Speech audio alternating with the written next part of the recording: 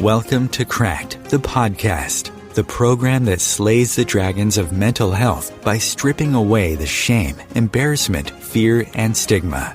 Because mental health isn't something that affects just some of us, it applies to all of us. Here to shine a new light on areas of mental health that often go unvisited are your hosts, Rebecca Schaper and Sandie Sedgbeer.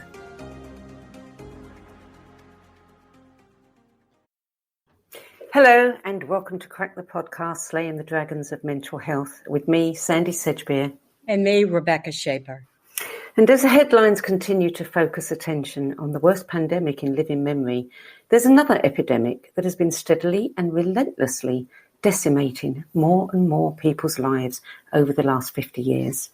Strangely, despite all the highly touted advances science, psychiatry, and the pharmaceutical industry have made in uncovering and treating the biological causes of mental and behavioural disorders during that time, the number of disabled mentally ill in the USA and other parts of the world has skyrocketed. With us today to shine some much-needed light on this is award-winning science journalist and author Robert Whitaker, whose books include Mad in America, Bad Science, Bad Medicine, and the Enduring Mistreatment of the Mentally Ill, Anatomy of an Epidemic, Magic Bullets, Psychiatric Drugs, and the Astonishing Rise of Mental Illness, and Psychiatry Under the Influence, Institutional Corruption, Social Injury, and Prescriptions for Reform. Robert Whitaker, welcome. It's very nice to be here. Thanks for having me. Robert, you've written 3 books that outline the history of psychiatry and numerous award-winning newspaper and magazine articles on the mentally ill and the pharmaceutical industry. Before we dive into your books, take us back a little bit and tell us how and why did you first get into this area of research? I actually had no particular interest in psychiatry. I was a medical reporter for a newspaper for a number of years. And then I actually then co-founded a publishing company that looked at the development of new drugs from a business angle. And what happened was, this was back in the 1990s, I started uncovering instances of abuse of psychiatric patients in research settings. So I said to the Boston Globe, I'd like to do a series on this. Now, at this time, I had a completely conventional understanding of psychiatry. My understanding was that we were uncovering the biological causes of schizophrenia and other disorders, and we have drugs that fix those chemical imbalances, like insulin for diabetes, which is a story of great progress. And that's what I had written about in, say, medical reporting, et cetera. But then while I was doing this series for the Boston Globe that really just focused on sort of abuses of patients in research settings, and particularly abuses of patients diagnosed with schizophrenia, I came upon 2 studies that challenged what I knew to be true, or even belied what I knew to be true. The first was 2 studies done by the World Health Organization in which they compared outcomes in the United States and 5 other developed countries with outcomes in, quote, 3 developing countries, India, Colombia, and Nigeria. And they twice found that outcomes were much better in India and Nigeria than in the US and these rich countries. Now, one of the great things about, if we look at accomplishments in sort of developed world in the past century, a lot of it has to do with medicine. We've made great medical advances. But why would living in a developing country make you likely to have a better outcome? And then what really, I investigated that a bit more. I looked into these studies. And after the first such study, the World Health Organization investigators said, maybe the reason for the better outcomes in the poor or developing countries is that they're more medication compliant. These were studies of schizophrenia patients. Maybe they take their medications more regularly. So in the second study, they looked at that, and they found, in fact, that in the developing countries, they used antipsychotics differently. They used them acutely, but not chronically. In other words, they kept people on the drugs initially, but only 16% of patients were maintained on the drugs long-term, whereas in the United States and other developed countries, that's the standard of care. So my understanding at this time was that antipsychotics were an absolutely essential treatment for the long-term, care of people diagnosed with schizophrenia. But that belied that. And by the way, there was one line in the World Health Organization studies that made me want to write about this at greater length. They said this: living in a developed country is, quote, a strong predictor that if you're diagnosed with schizophrenia, that you won't have a good outcome. And you can just see with that phrase the sort of tragedy that is happening in developed countries. And I wanted to know why. And then I came upon a second study. This was done by Harvard researchers, and they just looked at long-term outcomes for schizophrenia patients over the past century. And here's what they reported. One, the recovery rate actually was now no better than it had been in the first third of the 20th century. In other words, from 1900 to 1933, you saw a certain recovery rate, and we were no better today. That belied the story of progress. And then the other thing they reported was outcomes were declining in the modern time. They had declined since the 1970s. So that's the juxtaposition. It was what made me curious about this was that we have a story of progress. I believed in that story of progress. It fits into a larger narrative about medical progress. And yet here were studies done that belied that narrative, and there was something that needed to be investigated.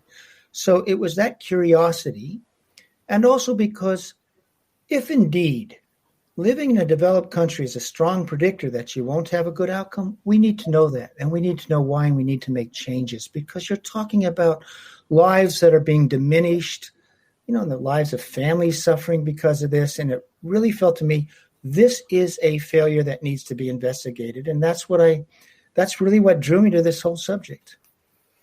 Wow. Yeah. Fascinating. You would think, wouldn't you? I mean, in the West, we tend to feel so superior. Yeah. Yeah, that is exactly. We're always exporting our mode of care to less developed countries or developing countries or poorer countries. What really you saw here in these World Health Organization studies is what can we learn by what they're doing right in India and Nigeria. And by the way, the diagnosis was being done by Western doctors, so it wasn't a matter of diagnosing schizophrenia differently. So that they had standardized the diagnosis of who we're looking at.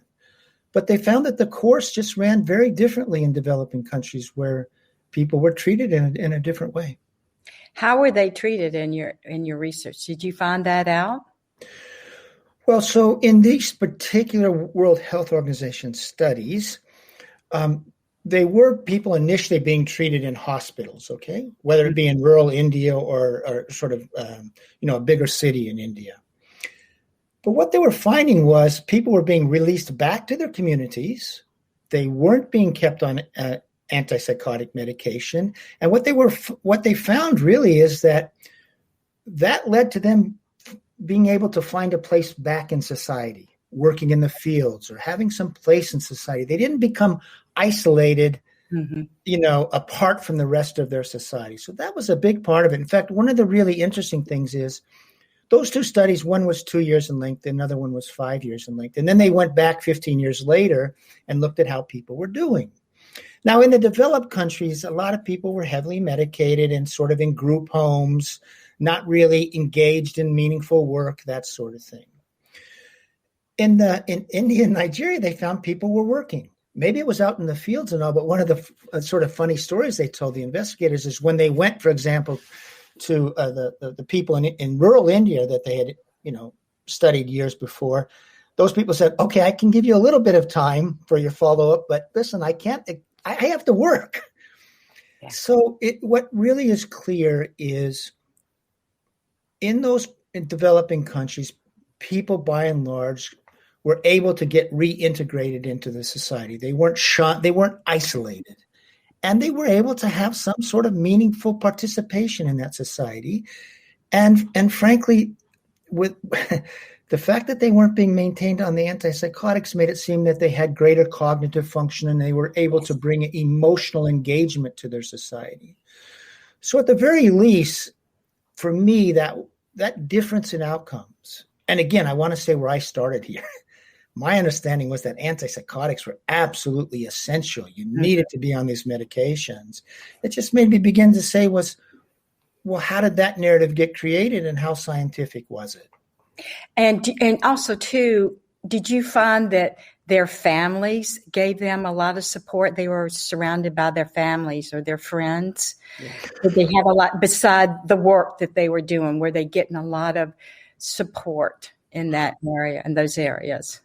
Yeah, by and large, if they weren't being drawn into some sort of Western model of care, they remained with their families. That's the point. They weren't separated from their families. Yeah. And often, the best outcomes were, in fact, in rural India, in rural Nigeria, where it's not like they had a group home to stash people off in. It was they were still with their families. Mm-hmm.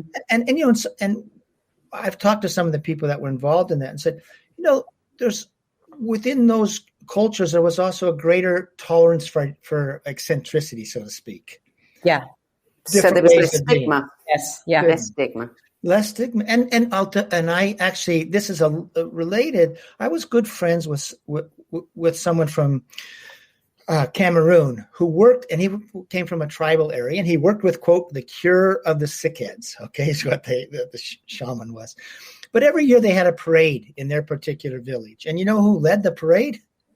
Those who were the eccentric, et cetera. They were given an exalted place. And there was one woman he talked about, for example, she sold soup all the time. She made soup. She had a place. And if she did something, he was just talking about this one person he knew. And let's say she did something weird, like strip her clothes off and run around. It's okay. Yeah. It was just so that there was a culture that didn't reject them. Right. Is what you saw here. And that's clearly an element of that. Yeah. So, you didn't feel, I'm sorry, Sandie. No, carry on. This is such a hot topic with me. They didn't feel judged, and they felt comfortable in their surroundings. So they had that freedom. They had that trust. And because with my brother, he was diagnosed, quote, with schizophrenia. He was on all kinds of medication, and I fought for a long time not to have him on the medication, and he was in the group home. So I just applaud everything that you are doing so far in speaking about this, because I am such an advocate about what you're saying. What you're saying is showing us that, there's a lot of talk about artificial intelligence, and we are being made to think of ourselves as operating in one way only, like little robots. The eccentricity, the quirky parts of our human nature are no longer acceptable. And we're stigmatizing people for that. Mm-hmm. Yeah, at Mad in America, I run this website, and we just did an interview with a man named Peter Sterling, who's a neuroscientist, and he spoke exactly about this. If you look at the evolution of the human brain, there's like 200 brain circuits. But we succeeded, Homo sapiens, as a group. And what he says is you'll see in there's people who have different talents in there. Their brain circuits are organized differently.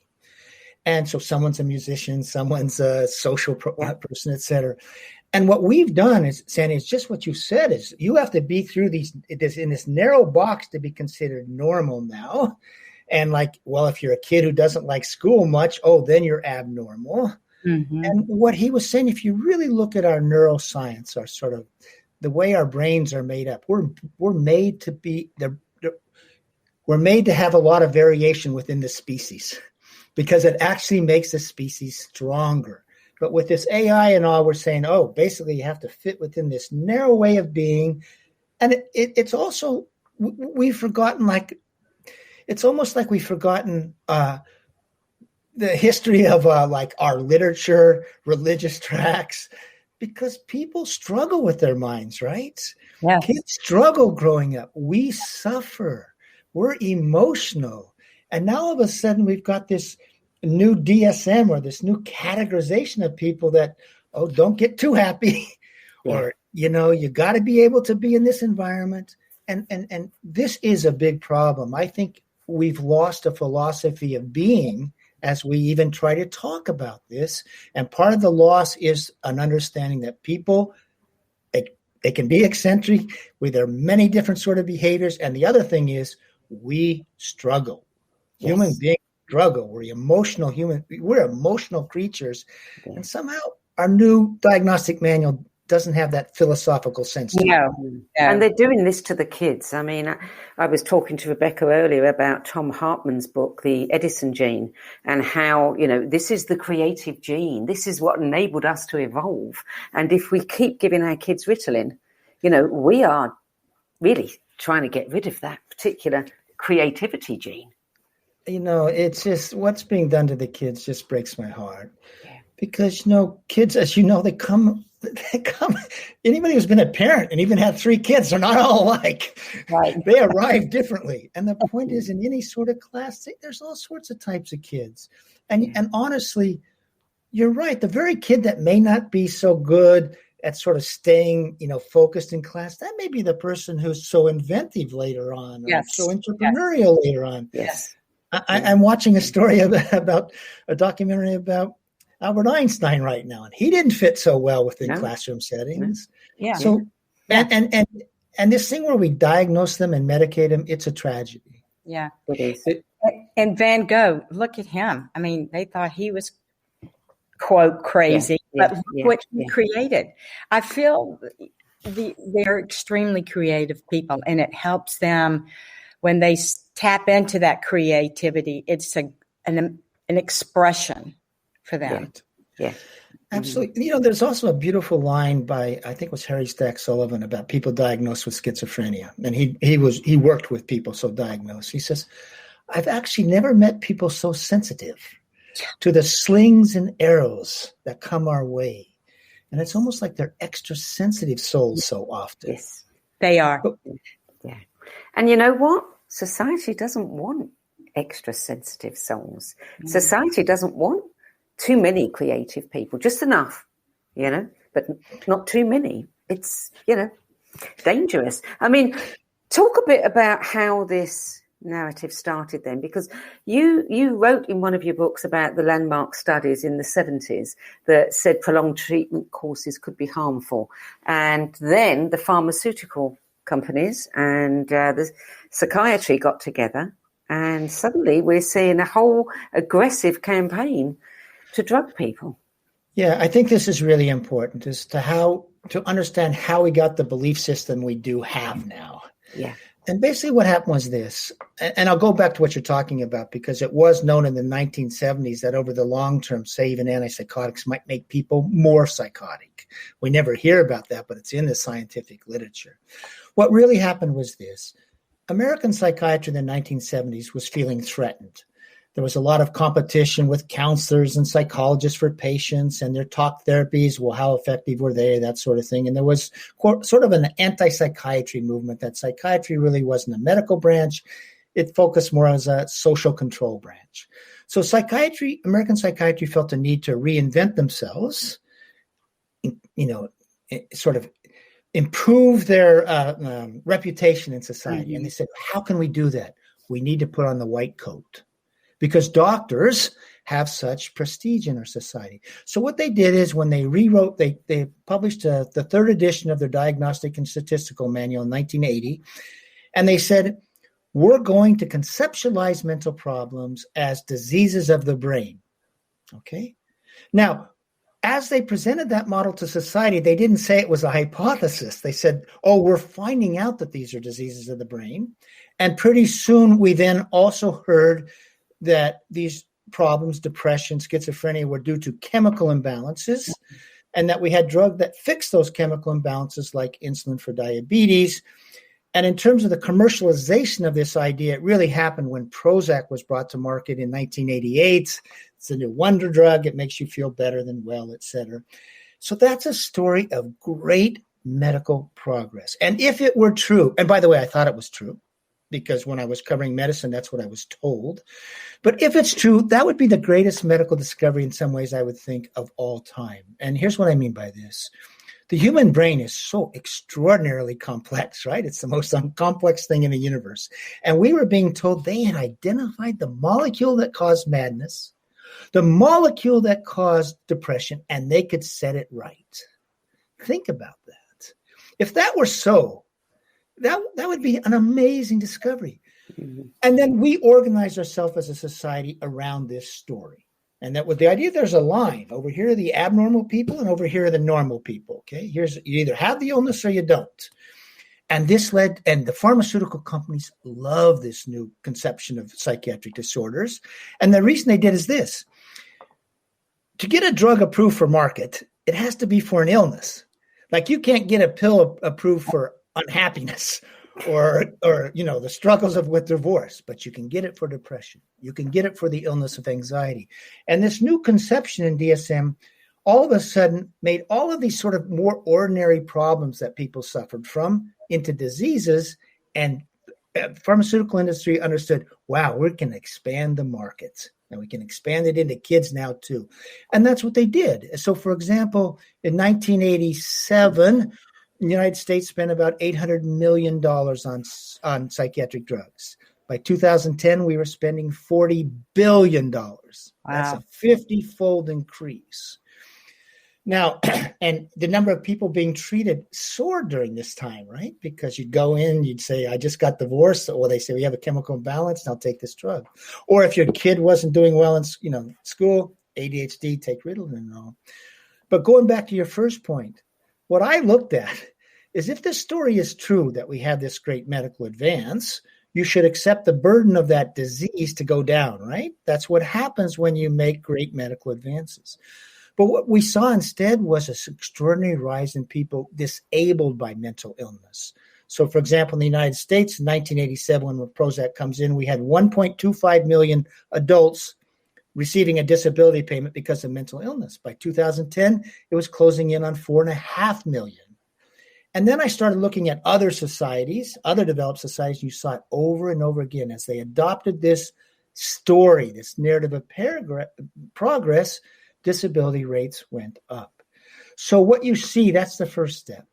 We organized ourselves around a false narrative of progress because, in fact, if you go into the chemical imbalance story, you find that it was always a hypothesis. It was a hypothesis that arose not by studies of people with a diagnosis, but instead by an understanding of how the drug acted on the brain. So, for example, the low serotonin theory of depression.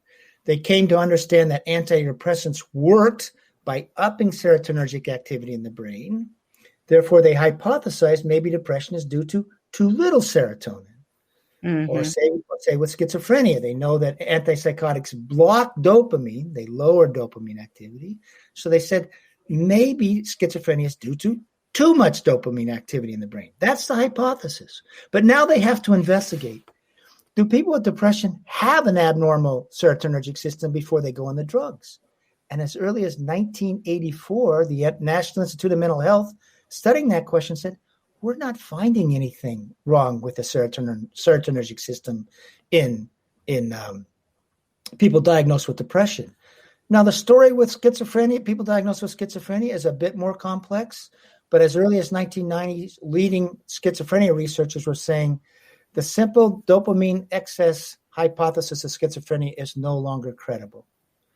And in 2005, Kenneth Kendler, who was one of the world's leading experts into this investigation of the chemical imbalance theory of mental disorders, said, we have hunted for big, simple chemical explanations for mental disorders, and we have not found them. So here's the difference. We have a population being told we've seen that these chemical imbalances are the cause of mental disorders, but the science was saying we're not finding them. And then there's one other element to this that is particularly tragic. And this goes back to Sandie, to what you were saying. What they found was that, in fact, the drugs induced the very imbalance hypothesized to cause the problem in the first place. So, for example, antipsychotics, what do? They block dopamine receptors, they thwart it, they slow it down. But your brain, being this extraordinarily neuroplastic organ, says, I've got to up my dopamine receptors in order to compensate, in order to try to maintain a normal functioning of this dopamine system. And so what researchers said, these drugs are inducing a dopamine supersensitivity. This goes back to the late 70s. And this biological change may make these patients more vulnerable to psychosis than they would be in the normal course of their illness.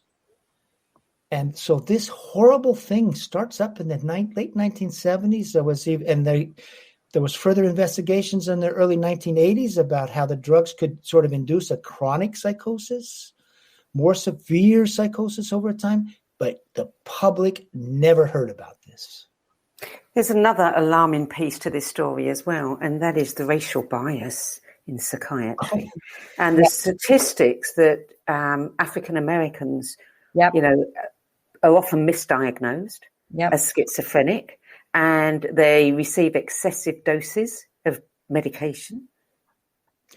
This is really well established. I mean, there was even a study once where what they did is they just had a group of symptoms that they sent out to psychiatrists. And it was changed. This description was the same for everybody except one thing was changed. Was it a white male, white female, black male, black female? Now, which group was most likely to be diagnosed with schizophrenia?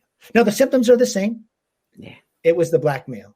Then it was actually the black female was next, and then white female, and then white male at that point was the last. And the point is not only this, as you can see, dosages are higher depending on race. Yep. And this is still with us today. And if you look at, for example, foster care in the United States, you see children of color just being hammered with these drugs. Yeah. We're going to go to break now. You're listening to Crack the podcast with me, Sandie Sedgbeer, and my co-host, Rebecca Schaper. And we're speaking with former award-winning author and science journalist Robert Whitaker about his books, Mad in America, Anatomy of an Epidemic, and Psychiatry Under the Influence, which document the enduring mistreatment of the mentally disabled. We'll be back with more from Robert Whitaker after the break. The Real Conscious Connection. OMTimes Radio. IOM FM. OMTimes Magazine is one of the leading online content providers of positivity, wellness, and personal empowerment. A philanthropic organization, their net proceeds are funneled to support worldwide charity initiatives via Humanity Healing International. Through their commitment to creating community and providing conscious content, they aspire to uplift humanity on a global scale. OMTimes, co-creating a more conscious lifestyle. Hello, I'm Sandie Sedgbeer, host of OMTimes Magazine's flagship radio show, What is Going On?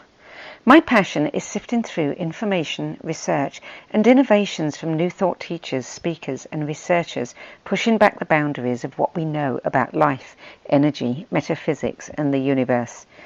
I love shifting perceptions about who we are, why we're here, and how quickly impossible becomes normal when we open our minds, expand our awareness, and accept that the only limits that exist are those we place upon ourselves. So if you're the kind of forward-thinking, eager investigator of what lies beyond the current reality that most perceive, why not make a date to come play with me in the field of possibilities at 4 p.m. Pacific Time, 7 p.m. Eastern Time every Thursday, and together we can discover what's really going on.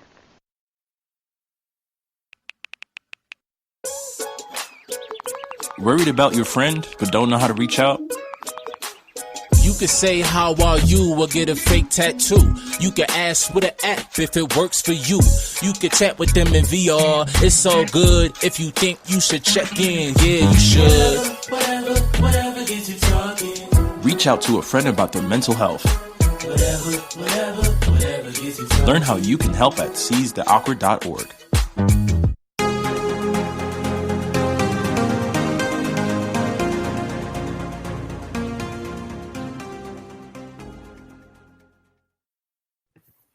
Welcome back. Robert Whitaker.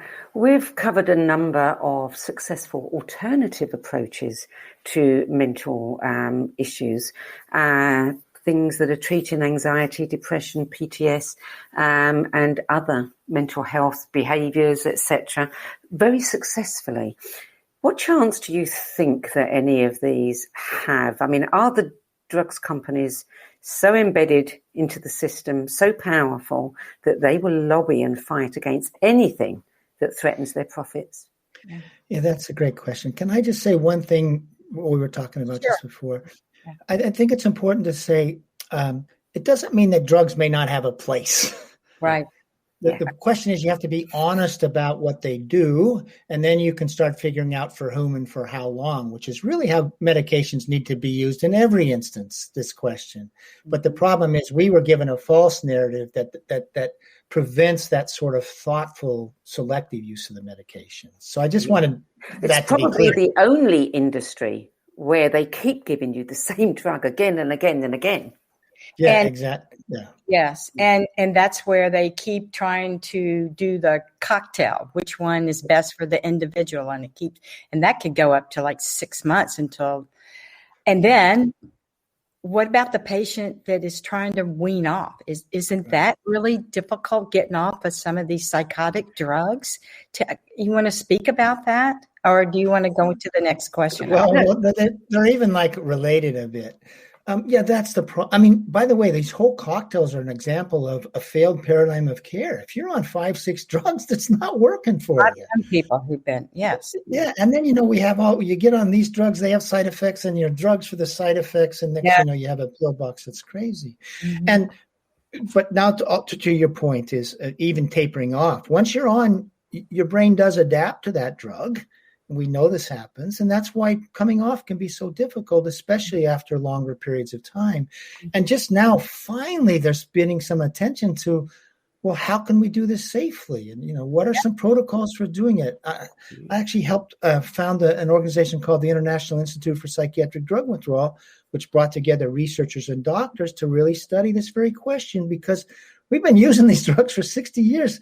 And there was no attention to how do you get people off successfully and what is happening. So I think that's part of the alternatives you're actually talking about, by developing a different paradigm. Yes, absolutely. The reason and listen, there's all sorts of evidence that you can find sort of environmental ways of helping people, because we human beings respond to our environment. That's what we're meant to do. And everything from physical things, social situations, having meaning in life, good diets, all those sort of things we know can be nurturing health. So really what I think so often what you're talking about in some of these alternatives is you're no longer trying to fix a disease. What you're trying to do is build an environment that's supportive. And then you can start asking, what do we all need? Well, we do need, it's good to have someone to love and someone to love you. It's good to have shelter, good to have food, exercise. We recently did a story about people coming out of mental hospitals being introduced to communal music singing. So not just that, it was with a big community singing. Now, once they sing in the community, they're no longer, quote, the mental patient. They're just part of a group singing. And it turns out that's a great thing. And what you see over and over again is people is attempts to change the environment in ways that are more nurturing, generally have a very positive effect. Even with psychosis, there's a program that was developed somewhat along these lines in northern Finland in the late 1980s, early 1990s. They completely changed their outcomes for their first episode psychotic patients. And we can talk about that. But why don't we have more about this? It's because generally we live in a capitalistic society. You don't make real profits from, improving environments, right? There's no product that like a drug that all of a sudden sends profits to shareholders. The other problem is, frankly, psychiatry boxed itself in. They became prescribers of drugs, and they left the counseling up to other groups. So as a guild now, they're really devoted to one product, and that's psychiatric drugs or other somatic treatments like ECT and stuff. So in terms of change, the problem we have is this model of care, this disease model of care, produces great profits for drug companies. It also does help make psychiatry as a guild the most powerful guild, the authority over this domain of our lives. And they box themselves in because they've given up really on that they're the ones that manage environmental programs. But this disease model is turning into such a failure for society, such a failure for our kids. Like 25, 30% of our kids by the time they're 21 have a diagnosis and a prescription. There is this sense of things have failed. We need to rethink this. And there's all these grassroots movements where people are saying like the hearing voices movement. Yeah. People hear voices. Yep. And they turn to each other for support. Well, that's really taken off. Yeah. And peer-to-peer. Peer-to-peer and, looking at, and what is peer-to-peer? That's like finding a place where you have meaning among others. Yes. Yeah.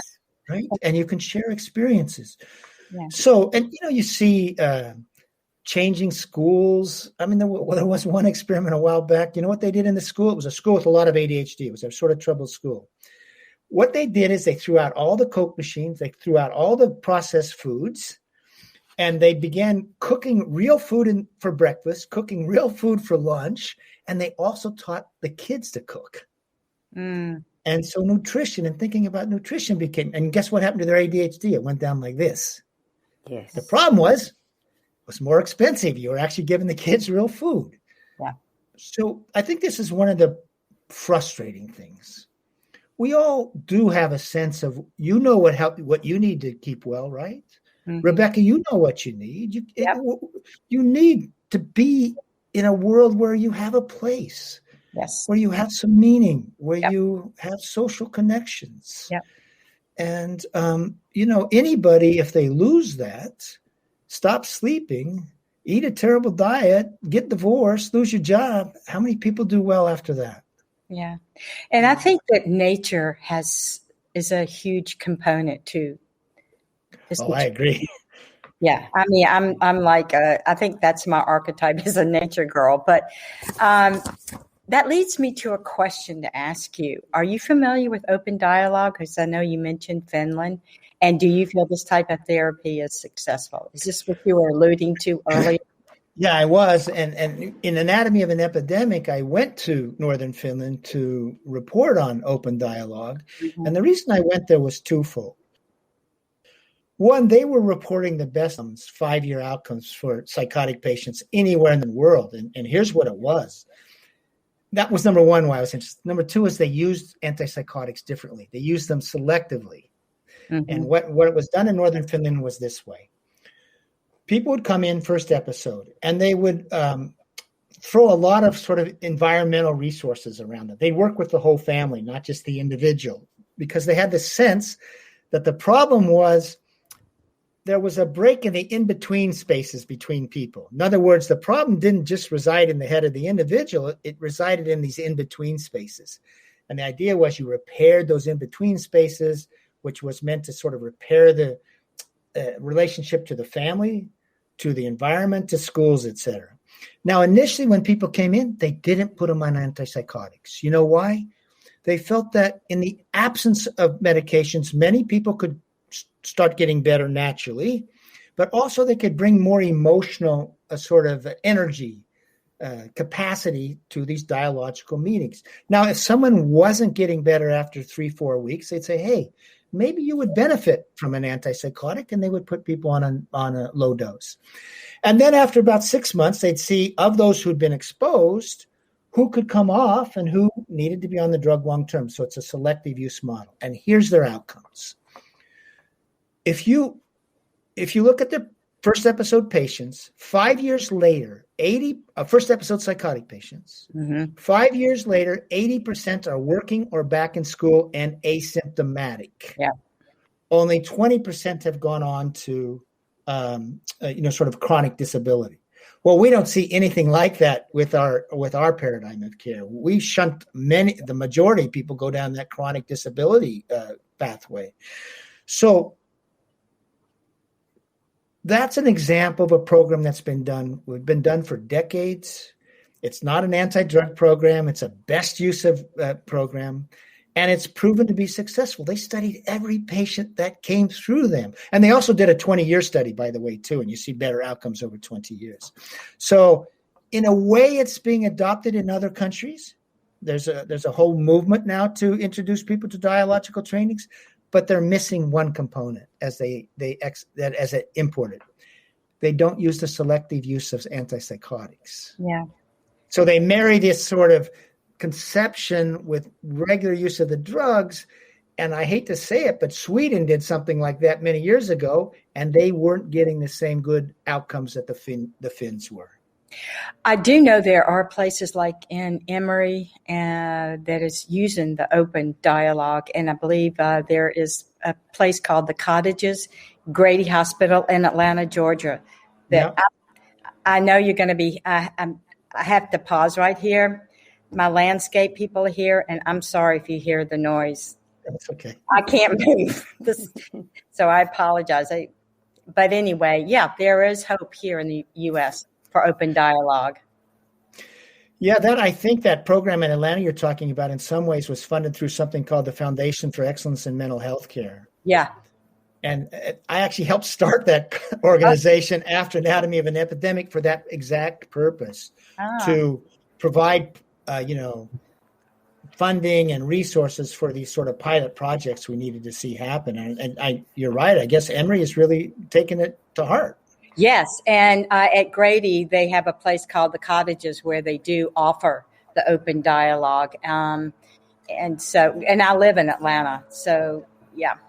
That's a sign of hope. You're right. You have to rethink possibilities before you do that. There you go. And it's interesting that Finland is regarded as one of the happiest, quality of life. Finland tops the chart.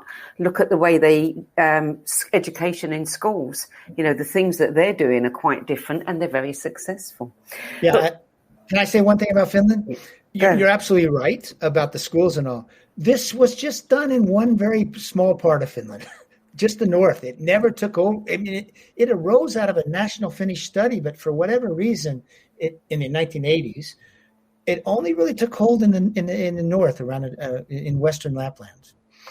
Well, that leads me to the next question, which is, you, the founder and publisher of Mad in America, and your website features research news and blogs by international writers who are all dedicated to rethinking psychiatry. In an ideal world, what would you do if you were in charge of this? Okay. Well, first of all, I think the reason about Mad in America, why we formed it, is because we think it's a societal responsibility to rethink how we care for those who are struggling and ourselves. So so that's the thing. It's sort of a collective group thing. Like, how will we respond to each other and those who are really struggling, et cetera, et cetera. And I think it's a societal thing. What I would do is honestly, I think we need to remember who we are as a species, so to speak. I really think we have to revisit our Shakespeare, and we have to revisit our religious tracts, our literature, our philosophy, and we have to understand human beings struggle. Kids struggle with their minds too. Yeah. And you grow up, it's not this generally nice thing growing up a straight line. I mean, we all struggle with our minds, our behavior and all. So I would say, we have to get rid of the diagnosis, that whole conception we have right now that either you're mentally ill or you're not mentally ill. We just have to say there's all sorts of manifestations of behavior, thinking, and feelings, and they really come on the human spectrum.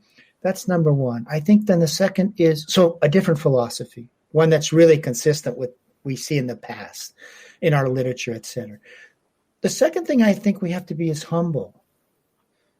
We don't really know what's causing these things so often. I mean, we can often see that trauma's at play or some setback in life, but there's many pathways, say, to psychosis.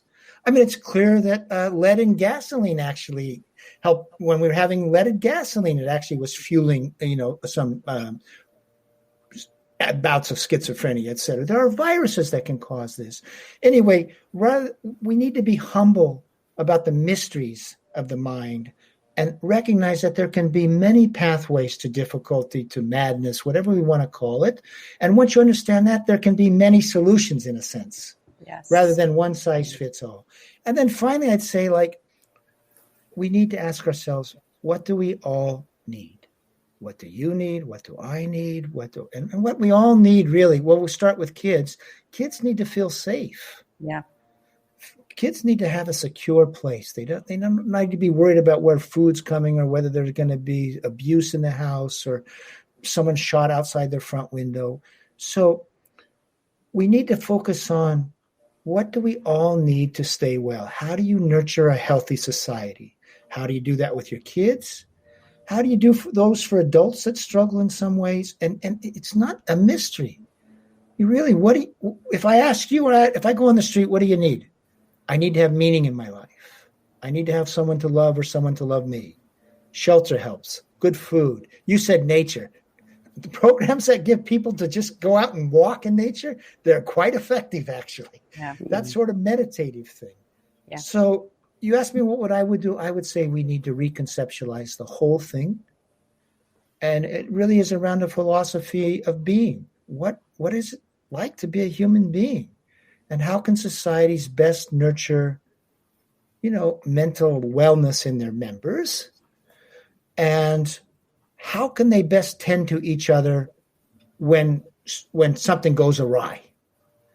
And there is a beautiful moment in the past from the Quakers in the late 1700s and early 1800s where they basically did that. They said, and Quakers, of course, have the sense of brethren. You know what I mean? We're all equal before God. Yeah. And they said, we don't know why madness happens, but we said, we do know they may have, the person who's gone mad has a God-given capacity to regain their sanity.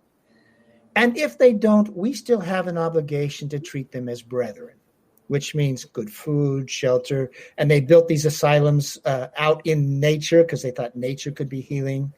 And so there is this humble, beautiful model in the past that talks about, because this program is about stigma. Well, instead of calling them the other, the mentally ill, how about if we call them brethren and think of them as brethren, which of course they are. And then if you conceive of them as each other as brethren, what follows from that is, well, what do I need to do to help this brethren do well? Yes. And even if they don't do well, what sort of world do I need to try to provide them comfort? Exactly. And it's like going up to the individual and say, I see you, I hear you. And also, too, I think there's a shame-based society out there as well. Yeah, and we have, you say, Rebecca, you just named two things that I think are so important. I see you, I hear you, first of all, right? Mm-hmm. Well, one of the things we were told around people with schizophrenia is they lacked insight to their own illness. That we closed their ears to us. We didn't see them, we didn't hear them. Mm-hmm. And then the second thing was we have this narrative about how violent they are, right? Yeah. First of all, that's like taking like one little, you have so many people and you have one episode and then you stigmatize everybody with that. Yes.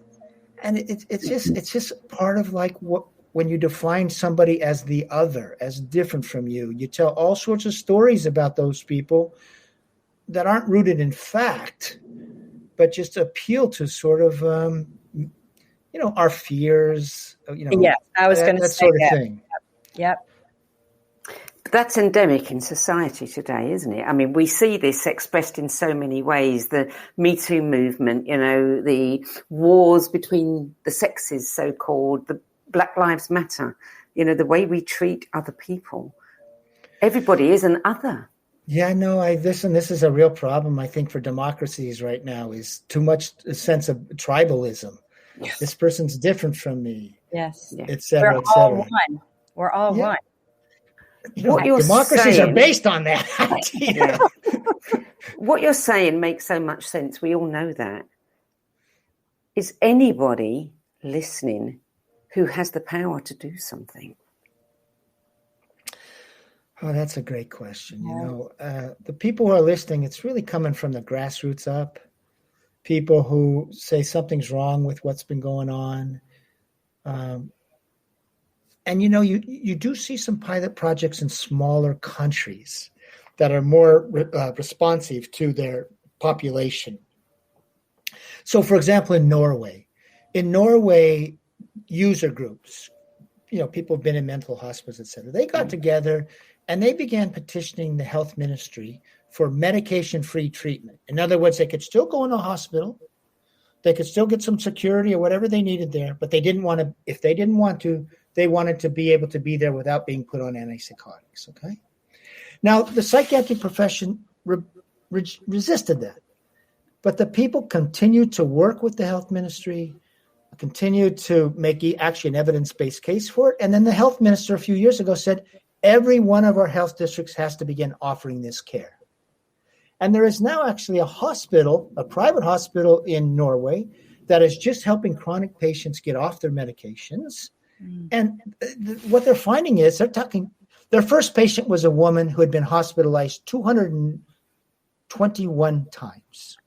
Wow. She came to them on 31 medications. She weighed, 400 pounds, something like this. She'd been on so many medications and all. And she had been in solitary confinement under watch for the last 3 years, not allowed to go out, etc. Right. They went to, she got an ability to be transferred to this private hospital. It's a great story. You know what the people the administrators did? They're actually two psychiatric nurses. The very first thing they did for her, they sent her with a nurse to Mallorca to build trust, to show that she could be out of the hospital and that she could be trusted. Anyway, 3 years later, she's down to, I think, one drug. She's lost a lot of weight. She's working, living on her own. And you actually are seeing that progression with a lot of these people who were seen as chronically ill, but are now giving a different path forward. And so you asked, do I see any hope and where does it come from? That came from patient groups, really. That's where that came from. There's a group in Israel that's really changing things, and that came from, there was really two sources. They're called Soteria houses in Israel. It comes from family members who saw their kid do very poorly on antipsychotics, and the family happened to be the one that saw this, an entrepreneurial family, so they had some resources. And Israel also is a smaller country. And then there was a psychiatrist who'd been working in hospitals and says, my patients aren't getting better. I got to do something differently. And so they built these homes that are meant to be really for psychotic patients, where it's an environment. Some people are on meds, some people are not. But the idea is by being in a community over time, cooking with each other, going on hikes and that sort of thing, people get better, and you're seeing it successful. Again, it didn't start from the top down. It was a movement really built by one psychiatrist and one family. Yeah. Well, we're almost out of time. I know Rebecca's got one final really important question to ask you, which is, go ahead, Rebecca. Can I just wing it? And then of course you can. Okay, great. What made you decide to do this? Did you go through something in your life that compelled you to be an advocate on mental health? There's sort of a two-part answer to that. Of course, anybody alive has known people who have struggled in ways, okay? So it's not like I wasn't aware of people close to me struggling, okay?